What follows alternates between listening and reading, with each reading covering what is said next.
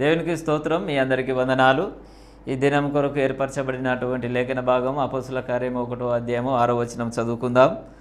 కాబట్టి వారు కూడి వచ్చినప్పుడు, ప్రభువా, ఈ కాలమందు ఇశ్రాయేలులకు రాజ్యమును మరలా అనుగ్రహించెదవా అని ఆయనను అడగగా, ఆమేన్. దేవునికి స్తోత్రం. హల్లెలూయా, హల్లెలూయా, హల్లెలూయా. స్తోత్రం. మన ప్రభువును ప్రియరక్షకుడైనటువంటి యేసుక్రీస్తు యొక్క ప్రశస్తమైన పరిశుద్ధమైన నామంలో శాంతి టీవీలో ప్రసారం అవుతున్నటువంటి ఆయన హెచ్చవలసి ఉన్నది హీ మస్ట్ ఇంక్రీజ్ అనేటువంటి కార్యక్రమ వీక్షకులైన మీ అందరికీ, ఆత్మీయ బంధువులైన మీ అందరికీ నా హృదయపు లోతులో నుంచి ప్రత్యేకమైనటువంటి వందనాలు తెలియజేస్తున్నాను. దేవుని స్తోత్రం. మీ అందరికీ వందనాలు. Praise the lord. హల్లెలూయా. కృపయు సమాధానము మీకు విస్తరించునుగాక. మీ బ్రతుకు దినములన్నీ కృపాక్షేమాలే మీ వెంట వచ్చునుగాక. దేవుని స్తోత్రం. ఈ సమయంలో మన కార్యక్రమంలో ముందుకు సాగుదాం. మీ వ్యక్తిగత ఉదయకాలపు మార్నింగ్ మెడిటేషన్ ముగించుకున్నారని నేను భావిస్తున్నాను. ఈ సమయంలో దేవుని వాక్యాన్ని వినేటువంటి సమయం, దేవుని వాక్యం అర్థం చేసుకునేటువంటి సమయం, దేవుని వాక్యం నుంచి ప్రత్యక్షతలు పొందాల్సినటువంటి సమయం, దేవుని వాక్యంలో నుంచి ఏదైనా హెచ్చరికలు, వాగ్దానాలు పొందుకోవాల్సినటువంటి సమయం. మీ వ్యక్తిగతమైనటువంటి ధ్యానాల్లో మీరు ఏం పొందుకున్నారో నాకైతే తెలియదు, కానీ ప్రతిసారి మనం ధ్యానించినప్పుడు దేవుడు మనతో మాట్లాడేటువంటి అనుభవం, మాట్లాడుతున్నటువంటి అనుభూతి మనకు కలగాలి. మాట్లాడుతున్నాడు అనే భ్రమ కాదు కలగాల్సింది. మాట్లాడకపోయినా మాట్లాడుతున్నాడు అని భావించేసి మనం వెళ్ళడం కాదు మనం చేయాల్సింది. మాట్లాడతాడు, మాట్లాడడం అనే భ్రమ కూడా ఉంటుంది. దేవుడు నాతో ఎప్పుడు మాట్లాడతాడండి. కొంతమంది ఆ భ్రమలో ఉన్నారు. కొన్ని ప్రాంతాల్లో నేను అక్కడక్కడ కొంతమందిని చూశాను. సాతానుడు మాతో మాట్లాడుతుంటాడండి. వాడు మా చెవిలో ఏదో ఒకటి చెప్తుంటాడు, ఏదో ఒకటి స్పష్టంగా వాడు చెప్తూనే ఉంటాడు అని. ఈ అపవాది స్వరాన్ని మనం స్విచ్ ఆఫ్ చేసి దైవ స్వరాన్ని మనం స్విచ్ ఆన్ చేయాల్సిన అవసరం ఉంది. దేవుని స్తోత్రం. ఈ సమయంలో రండి చిన్న ప్రార్థన చేసుకుందాం. ప్రార్థన చేసుకుని కార్యక్రమంలో ముందుకు సాగుదాం. పరిశుద్ధుడమైన మా దేవా, మీకు వందనాలు. మాకు ఇచ్చినటువంటి మంచి దినము కొరకై మీకు వందనం చేస్తున్నాం. స్తోత్రం. మాకన్నా ధనవంతులు, బలవంతులు, జ్ఞానవంతులు ఈ లోకాన్ని విడిచిపెట్టిపోయారేమో, కానీ ప్రభువా, మమ్మల్ని మీ సన్నిధిలో ఉండడానికి, మీ సాక్షులుగా ఈ లోకంలో జీవించడానికి, సజీవులున్న దేశములో యెహోవా దయను పొందుతాము అనే నమ్మకంతో జీవించడానికి మాకు ఇచ్చిన మంచి అవకాశం కొరకే మీకు వందనం చేస్తున్నాం. సమయంలో ప్రభువా, మీ మాటలు మేము వినబోతున్నాం. మీ మాటలు ఎంతో అమూల్యమైనవి. మీరు మాతో చెప్పిన మాటలు ఆత్మయు జీవమునై ఉన్నాయి కనుక ఆ మాటలు ఆషామాషిగా తీసుకోకుండా, అలక్ష్యం చేయకుండా మీ మాటలు మేము గంభీరంగా స్వీకరించగలటూ సహాయం చేయమని అడుగుతున్నాం. దేవా, శాంతి టీవీ కొరకై మీకు వందనాలు. శాంతి టీవీ బృందం అంతటి కొరకై మీకు వందనం చేస్తున్నాం. టీవీ ద్వారాను, యూట్యూబ్ ద్వారాను ఈ కార్యక్రమాలు చూస్తున్న వారందరిని బట్టి మీకు వందనం చేస్తున్నాం. దేవా, మీకు వందనాలు చెల్లిస్తున్నాం. ఈ సమయంలో మీరు మాతో మాట్లాడండి. అలనాడు మా పితరులతో మాతో మాట్లాడే దేవా, మాతో మాట్లాడమని అడుగుకుంటున్నాం. ఈ మెల్లని చల్లని స్వరం విని మేము ఆత్మీయంగా దీవెనలు పొందగలటూ సాయం చేయమని, ఆత్మీయ మార్గములో చక్కగా ముందుకు సాగిపోగలటూ సాయం చేయమని యేసుక్రీస్తు నామములోనే ప్రార్థించి కార్యక్రమాన్ని ఆరంభిస్తున్నాం మా పరలోకపు తండ్రి. ఆమేన్, ఆమేన్, ఆమేన్. దేవునికి స్తోత్రం. మీ అందరికీ మరొక పర్యాయం ప్రత్యేకమైన వందనాలు తెలియజేస్తున్నాను.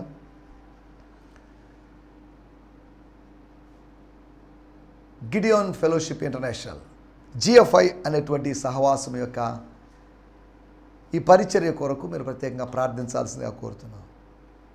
సంఘాల మధ్యలో పరిచర్య చేస్తున్నాం, పాస్టర్ల మధ్యలో పరిచర్య చేస్తున్నాం. అంతేకాకుండా గ్రామాల మధ్యలో, యవనస్తుల మధ్యలో, స్త్రీల మధ్యలో, ఇలా వేరువేరు గ్రూప్స్ మధ్యలో మేము వర్క్ చేస్తున్నాం. వేరువేరు రాష్ట్రాల్లో ప్రభు కృపను బట్టి 4 రాష్ట్రాల్లో పనిచేయడానికి ప్రభు సాయం చేస్తున్నాడు. వచ్చే నెల నుంచి ప్రభుచితమైతే చెన్నై నగరంలో ప్రతి నెల ఒకరోజు పాస్టర్స్ మీటింగ్ ఏర్పాటు చేయాలనేటువంటి ఆలోచనలో మేము ఉన్నాం. ఈ పనులన్నీ దేవుని పనులు.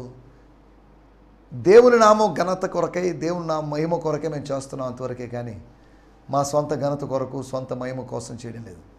మాకు కాదు యెహోవా, మాకు కాదు, నీ కృపా సత్యములను బట్టి నీ నామునికే మహిమ కలుగును గాక అని భక్తుడు చెప్పినట్లుగా మాకొద్దండి. ఎవరికి వద్దు, ఏ ప్రసంగికునికి మహిమ వద్దు, ఏ సువార్థికునికో, ఏ అపోస్తులకో, ఏ ప్రవక్తకో ఎవరికి వద్దు. దేవునికి మాత్రమే మహిమ రావాలని కోరుకుందాం. దేవుని స్తోత్రం. హల్లెలూయా. ఈ కార్యక్రమాలు చూస్తూ మీరు దీవించబడుతున్నారు కనుక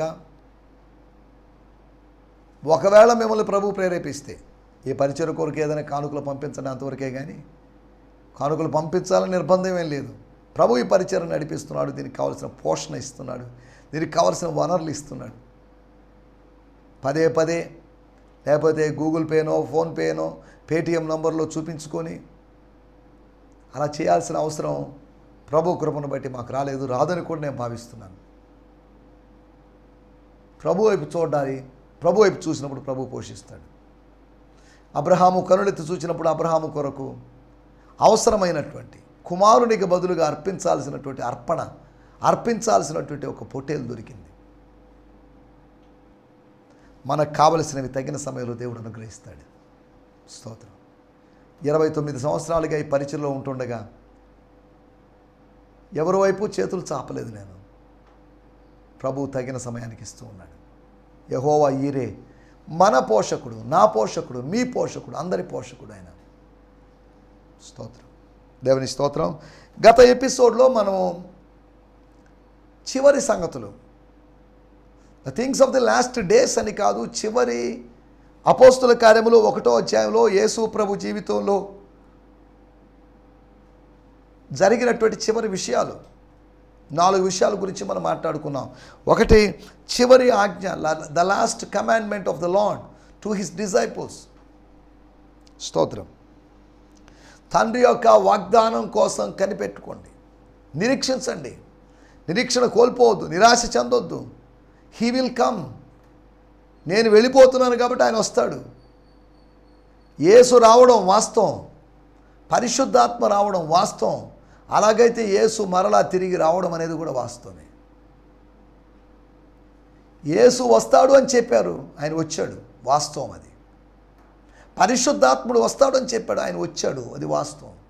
అలాగైతే యేసు రావడం వాస్తవం, పరిశుద్ధాత్ముడు రావడం వాస్తవం అయితే యేసు మరలా రావడం అనేది కూడా ఎంతైనా వాస్తవం. లాజికల్గా నేనేం మాట్లాడలేదు, జనరల్గా మాట్లాడుతున్నాను, సింపుల్గా మాట్లాడుతున్నాను. స్తోత్రం. ఈ మాటలు వింటున్న దేవుని బిడ్డలారా, చివరి ఆజ్ఞ,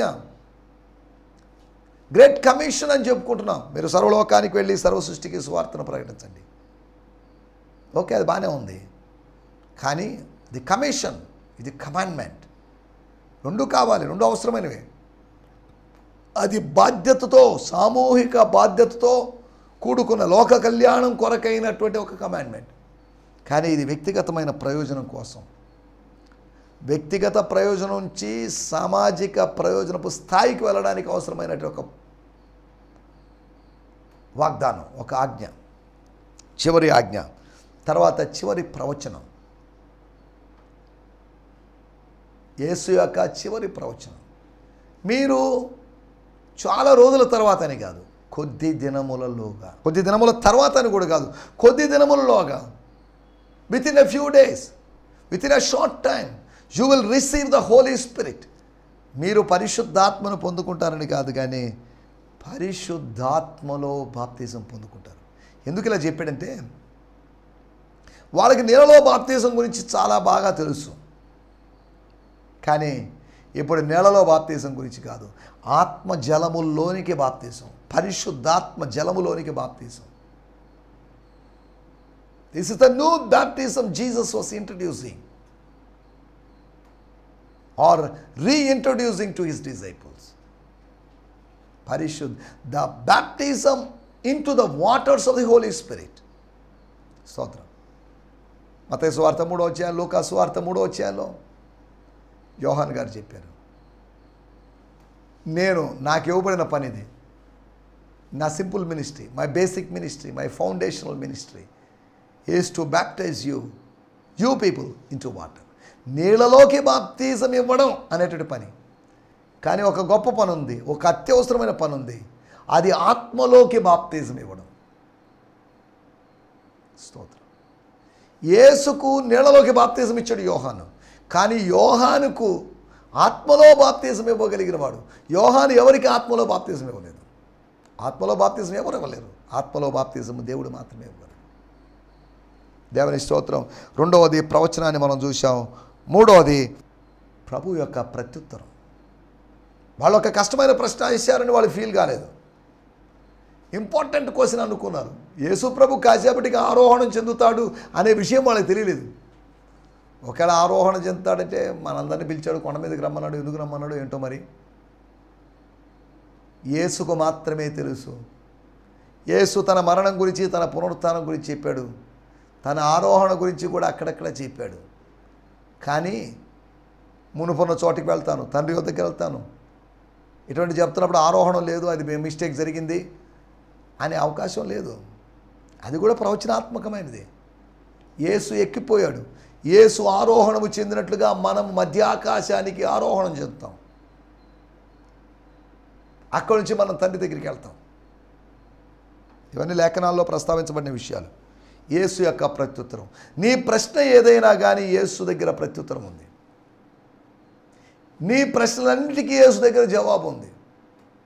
యేసు దగ్గర జవాబు ఉందంటే యేసు జ్ఞాని, మహాజ్ఞాని, సొలొమోను కన్నా జ్ఞానం కలిగిన వాడు. ఈ ప్రశ్నకి ఎవరో సమాధానం చెప్పలేరండి, కష్టమైన ప్రశ్న అండి అని అనుకోవచ్చు. దాన్ని సులభంగా ఆన్సర్ ఇచ్చాడు. ఇశ్రాయేలు రాజ్యాన్ని అనుగ్రహిస్తావా?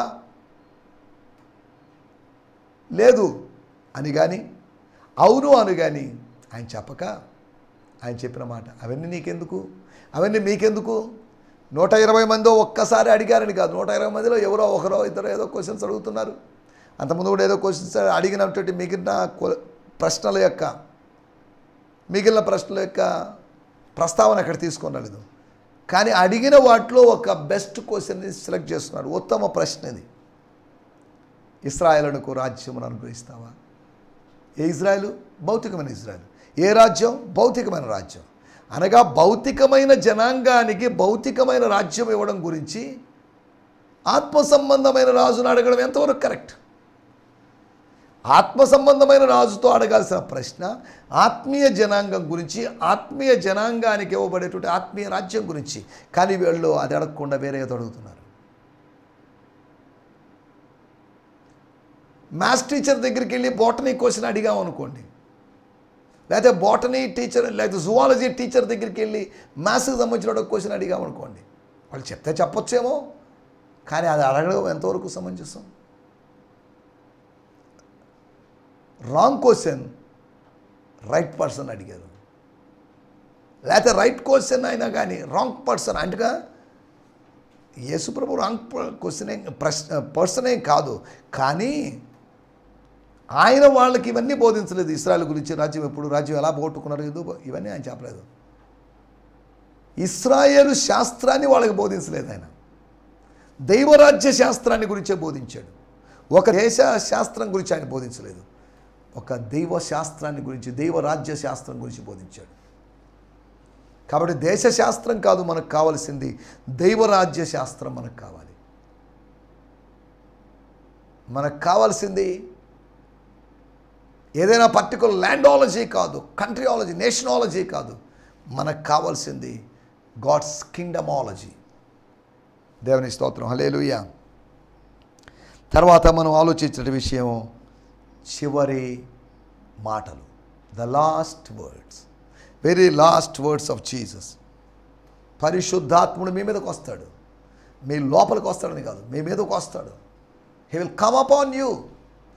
మీ మీదకి వచ్చి మీ లోపల ఉంటాడు, మీ లోపల నివసిస్తాడు, మిమ్మల్ని విడిచిపెట్టడు, మిమ్మల్ని విమోచన దినం వరకు మీలో ముద్రించబడి ఉంటాడు. స్తోత్రం, హల్లెలూయా. మీ మీదకి వచ్చాడు కదా అని మధ్యలో వెళ్ళిపోయేవాడు కాదు. మీ మీదకి వచ్చి, మీ లోపలికి వచ్చి మీలో నివాసం చేసుకుంటాడు. మేము వచ్చి వాని యొద్ద నివాసము చేతుము అని యోహాను సువార్త 14వ అధ్యాయంలో యేసు ప్రభు చెప్పినట్లుగా ఆత్మదేవుడు ఆంతర్యములో వసించడానికి, ఆత్మదేవుడు ఆంతర్యములో అనుదినము వసించడానికి వచ్చిన సందర్భం అది. దేవుని స్తోత్రం, హల్లెలూయా. లేకపోతే రాబోతున్న సందర్భం. వీటి గురించి మనం గత ఎపిసోడ్లో మనం మాట్లాడుకున్నాం. మన సమయం కొద్దిగా ఉంది కనుక, ఇంకో 10-12 నిమిషాలు ఉంది కనుక మనం నేటి ధ్యాన భాగంలోకి వచ్చేద్దాం. మన ధ్యాన నిమిత్తమై అపోస్తుల కార్యములు 1వ అధ్యాయము, స్తోత్రం, 6వ వచనం. Thank you lord. కాబట్టి వారు కూడి వచ్చినప్పుడు ప్రభువా, ఈ కాలమందు ఇశ్రాయేలు రాజ్యమును మరలా అనుగ్రహించెదవా అని ఆయనను అడగగా, స్తోత్రం. కాబట్టి వారు కూడి వచ్చినప్పుడు, ప్రభువా, ఈ కాలమందు ఇశ్రాయేలునకు రాజ్యమును మరలా అనుగ్రహించదవా అని ఆయనను అడుగ్గా, ఆయన సరే. దేవుని స్తోత్రం. 1వ అధ్యాయం 6వ వచనం, the fathers life New Testament వచ్చి నేను చదువుతున్నాను. అపోస్తుల కార్యములు, బుక్ ఆఫ్ యాక్ట్స్ 1:6. స్తోత్రం, హల్లెలూయా, స్తోత్రం. They therefore, when they were together, asked him, saying, Lord, will you restore the kingdom to Israel at this time? ఈ సమయంలో అనగా ఈ రోజునో లేకపోతే త్వరలో అనో, lord will you restore the Kingdom, మరలా ఇస్తావా, అనుగ్రహిస్తావా, వారు పోగొట్టుకున్న రాజ్యాన్ని విమోచించేటట్టు చేస్తావా అనేది వాళ్ళ ప్రశ్న. రిస్టోరేషన్కి సంబంధించిన question. Restoration of the kingdom. 6వ వచనం నేను చదువుతున్నాను, బ్రియాన్ సిమ్మన్స్ గారి తర్జుమా నుంచి. Every time they were gathered together they asked Jesus, Lord, is it now the time for you to free Israel and restore our kingdom? Brian Simmons గారి తర్జుమాలో ప్రత్యేకంగా ఉంది, every time they were gathered. వాళ్ళు ఎప్పుడు కలుసుకున్నా, అనగా ఈ 40 డేస్లో, ఈ పోస్ట్ రిజరెక్షన్ మినిస్ట్రీలో, every time they were gathered together they asked Jesus. అనగా ఇంతకుముందు యేసు ప్రభు ఏ సమాధానం చెప్పాడో లేదో మనకు తెలియదు. ఇంతకుముందు చెప్పినప్పటికీ, అడిగినప్పటికీ ఆయన మౌనంగా ఉన్నాడో, లేకపోతే ఆయన సమాధానం వీళ్ళకి సంతృప్తినిచ్చిందో లేదో మరి మనకు తెలియదు. They asked Jesus, Lord, is it now the time? ఇది సమయమేనా? ఈ సమయంలో, ఇంతకుముందు రాలేదంటున్నావు సమయం, ఇప్పుడు వచ్చిందా? టు ఫ్రీ ఇస్రాయేల్, ఇస్రాయేలును స్వతంత్రం చేయడానికి, బానిసత్వంలో ఉన్నటువంటి ఇస్రాయేలుని విమోచించడానికి.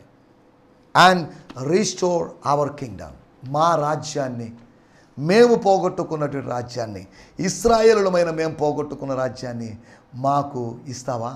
అనగా రోమా ప్రభుత్వాన్ని లేకుండా చేస్తావా? రోమా ప్రభుత్వం పతనమయ్యేటట్టు చేస్తావా? కొన్ని సంవత్సరాలుగా మమ్మల్ని పరిపాలిస్తున్నటువంటి ఈ ప్రభుత్వాన్ని పతనం చేస్తావా అని వాళ్ళు ప్రశ్న అడుగుతున్నారు. దేవుని స్తోత్రం, హల్లెలూయా, హల్లెలూయా. వాడుక భాషలో కూడా మనం చదువుకుందాం. వాళ్ళంతా కలుసుకున్నప్పుడు ప్రభువా, ఈ సమయమున ఇశ్రాయేలు ప్రజలకు రాజ్యమును తిరిగి ఇస్తారా? ఈ సమయమున మీరు ఇశ్రాయేలుకు రాజ్యము తిరిగి ఇస్తారా అని యేసును అడిగాను. దేవుని స్తోత్రం, హల్లెలూయా. ఇక్కడ మనం గమనించాల్సిన విషయం 6వ వచనం. కాబట్టి వారు, వారు అంటే ఎవరు? ఎవరోళ్ళు? వాళ్ళు అడుగుతుంది ఏంటి? ముందు వచనాలు చదివితే వారు ఎవరు అంటే తాను ఏర్పరచుకొనిన అపోస్తలుడు. వాళ్ళు అడిగినట్టు ప్రశ్న.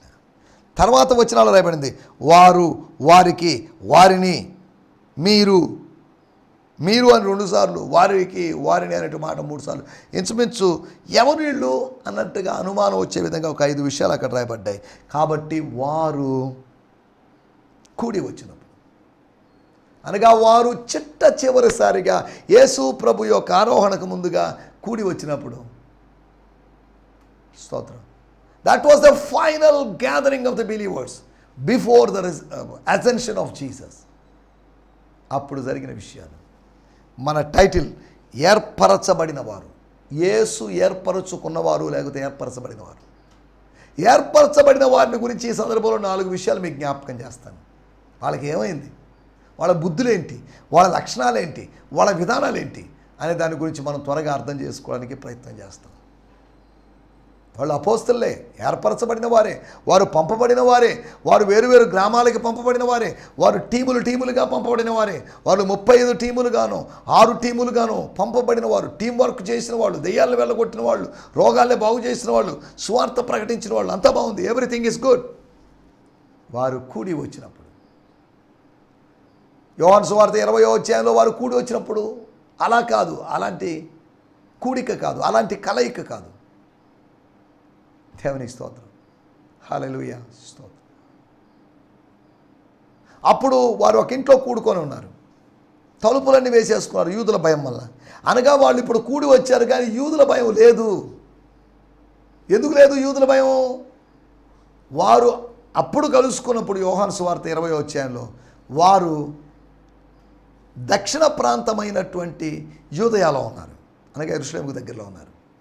కానీ ఇక్కడికి వచ్చేసరికి మత్తయి సువార్త 28వ అధ్యాయంలో వారికి నిర్ణయించిన గలిలయలోనే ఒక కొండ, అనగా ఉత్తర ప్రాంతానికి నార్త్లో జరిగినటువంటి, సౌత్లో ఆయన యొక్క మరణము పునరుత్థానం జరిగింది, నార్త్లో ఆయన యొక్క అసెన్షన్ జరిగింది, ఆయన ఆరోహణం జరిగింది.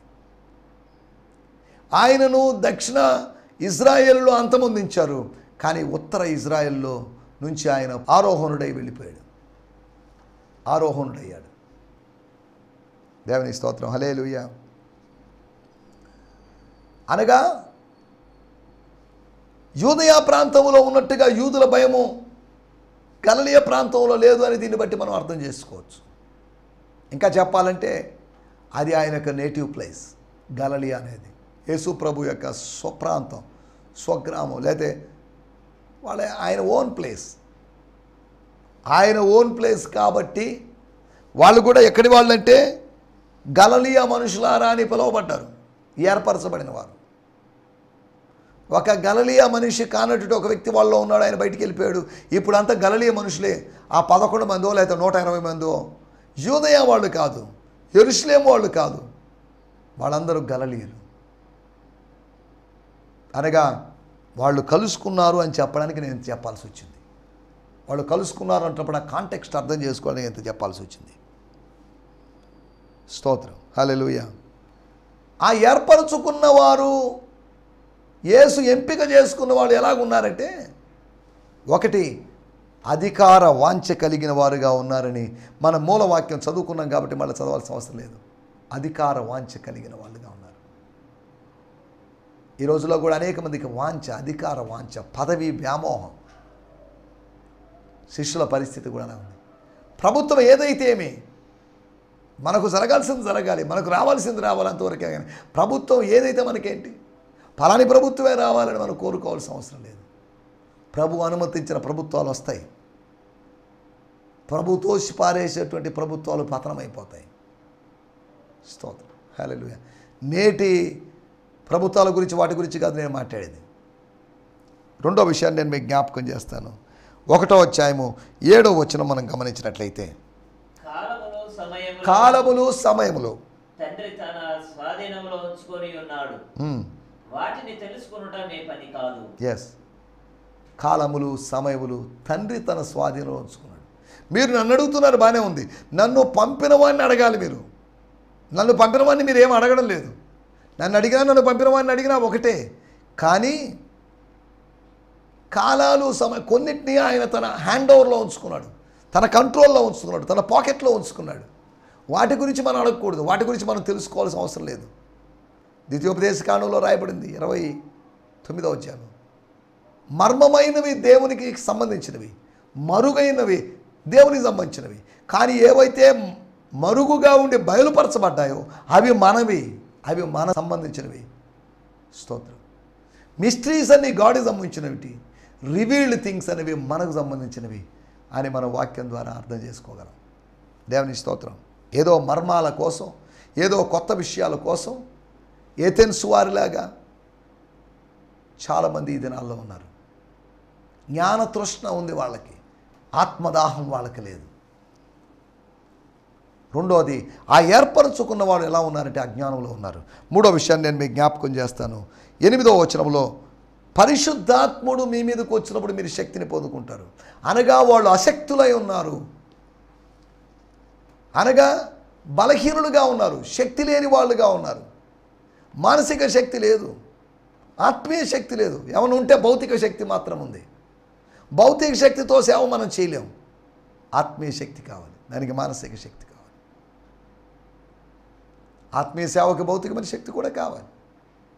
స్తోత్రం, హల్లెలూయా.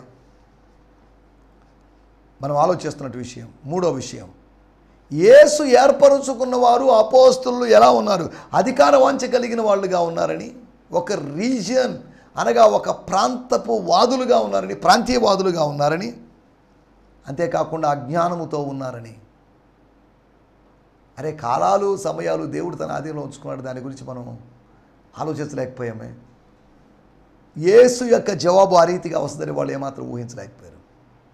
మూడవదిగా వారు అశక్తులుగా ఉన్నారని, శక్తి లేని వారుగా ఉన్నారని, అబలులుగా ఉన్నారని. అక్కడ ఉన్నారు కొంతమంది స్త్రీలు ఉన్నారు. స్త్రీలే కాదు, పురుషులు కూడా అబలులుగా అనగా బలము లేని వారుగా ఉన్నారని మనం అర్థం చేసుకోవచ్చు. మనము శక్తిహీనులమై ఉండగా, వెన్ వీఆర్ వీక్, ఆయన మన కొరకు చనిపోయాడు, పాపులమైన మన కొరకు చనిపోయాడు అని రోమాపత్రిక 5వ అధ్యాయంలో చూస్తున్నాం. 4వ విషయాన్ని చెప్పి నేను ముగిస్తాను. 1వ అధ్యాయము 11వ వచనం. మీ యొద్ద నుండి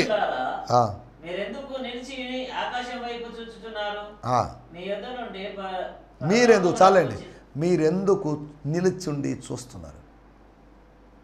మీరు నిలుచుండి చూడాల్సిన వాళ్ళు కదా. ఆయన వెళ్ళిపోయాడు, ఓకే. ఆయన వెళ్ళిపోయాడని మీరు ఇక్కడ ఎదురు చూస్తూ ఉండాల్సిన అవసరం లేదు. మళ్ళీ ఇక్కడికి ఇప్పుడే వస్తాడనో, ఒక అరగంటకు వస్తాడో, గంటకు వస్తాడో అన్నట్టుగా ఎదురు చూడాల్సిన అవసరం లేదు. మీరు వెళ్ళిపోండి. మీకు ఆయన ఏం చెప్పాడు అదే చేయండి. ఆ ఇద్దరు మనుషులు చెప్పలేదు, ఇదిగో మీరు వెళ్ళిపోండి, ఆ మేడగదిలో గడపండి, దేవాలయంలో గడపండి అని చెప్పలేదు. మీరు ఎక్కడి నుంచి వెళ్ళిపోండి అంటే దాని అర్థం వాళ్ళు ఏం చేయాలనే సంగతి వాళ్ళు ఎరిగి ఉన్నారు. స్తోత్రం, హల్లెలూయా. మనం ఆలోచిస్తున్నట్టు మాటలు. 4వ విషయం, వాళ్ళు అనవసరమైన పనిని చేసిన వాళ్ళు. Unnecessary things. చాలాసార్లు మనం అనవసరమైన విషయాల్లో జోక్యం చేసుకుంటాం. అవసరమైన విషయాల్లో మనం జోక్యం చేసుకోం.